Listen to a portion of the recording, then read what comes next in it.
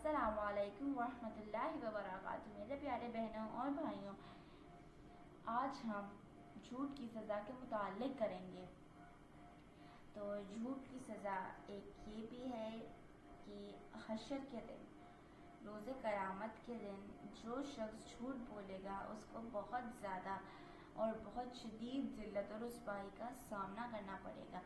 उसको अल्लाह ताला सब के सामने ज़िल्लत और रुसवा करेगा और उसको अपनी ज़िल्लत और रुसवाई बहुत ज़्यादा महसूस होगी। इसलिए हमें चाहिए हम झूठ ना बोलें ताकि रोज़े हशर, रोज़े क़यामत के दिन हमें इस ज़िल्लत और रुसवाई का सामना ना करना पड़े। अल्लाह ताला हमें इस ज़िल्लत और रुसवाई से बचा के रखे, आमीन। ये मेरी आखिरी वीडियो थी झूठ की सज़ा के मुताल्लिक़। इसके बाद अब हम झूठ के फ़ायदों के मुताल्लिक़ बात करेंगे। आज के लिए इतना ही, मिलते हैं अगली वीडियो में।